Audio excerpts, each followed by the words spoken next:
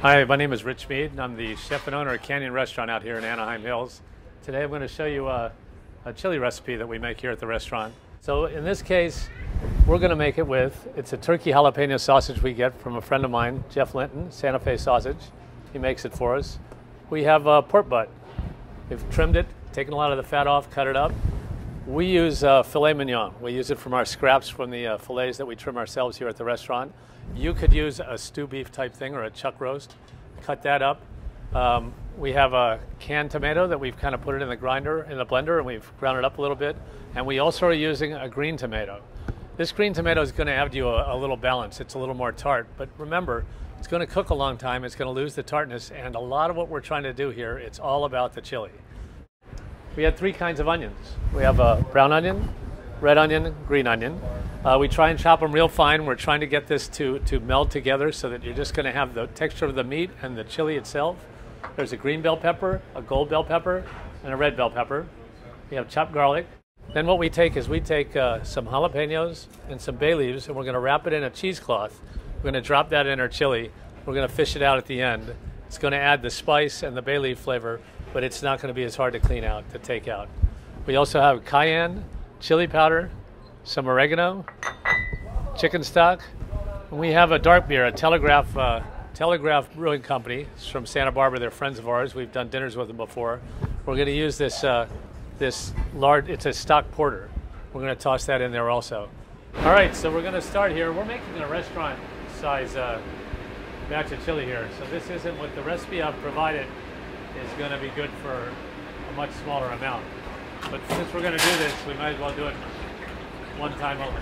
Okay, I'm going to take some of this pumice oil. We've preheated this pan. It's pretty hot. What we're going to do is we're going to brown this meat. This is the filet.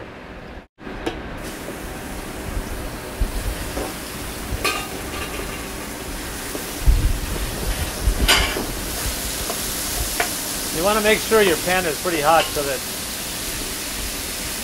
you can spread this meat out so it doesn't, you'd like to get a little crust on it, or a little brown. I'm going to put a little pepper, put a little salt, because what we're working on is layers of seasoning. Maybe a little more oil. And I'm trying not to push it around too much. I want to brown this off. All right, so we've got the meat finished here. We're going to take this out of the pan.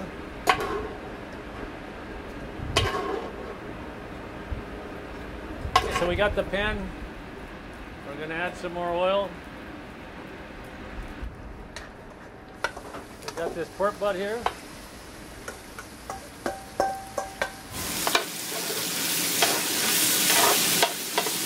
The pork butt, after we brown it off, the pork is brown. That's kind of what you want to get, is a little crust on it. And we're going to strain it now. All right. We're going to take the beer. We've got 2 bottles of this beer, but that's for our recipe. So we're going to let this sit for a sec, and we're going to start up on the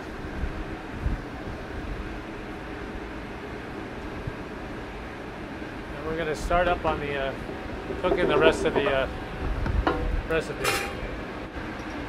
In this big pot here, I'm going to add more of the pumice oil.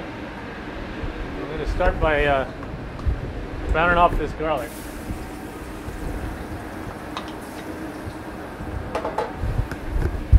It's starting to brown. It's pretty hot, and I'm going to add really quickly the onions. So that's the white onion, the red onion, green onion. Once you get it started, you want to turn the heat down and you want to let it go for as long as you can, because you want to blend all these flavors together. The longer it cooks, the easier it's going to be for all the vegetables to kind of fall apart or meld together. And when I make my chili, that's what I'm looking for. We're going to add our turkey sausage now. We're going to cook this until it kind of falls apart and cooks through, and then we're going to begin adding the rest of our ingredients. Now we're going to add our bell peppers. We have the green ones, gold ones, the red ones. Maybe a little more salt, just a little bit. A little more pepper.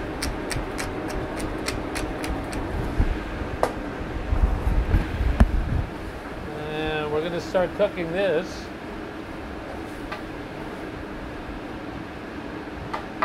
We're going to cook this until the bell peppers soften. Okay, so I think we've been cooking it about a few minutes here. And we're just trying to get the peppers soft. They're about soft to cook through. You can taste them. Now we're going to add the rest of our ingredients. I'm going to start off with the chili powder because I like to cook it in, and the cayenne, and the oregano. I'm going to add tomatoes,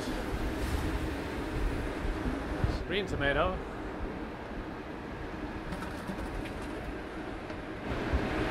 the chicken stock, beer, and we're going to put in the pork.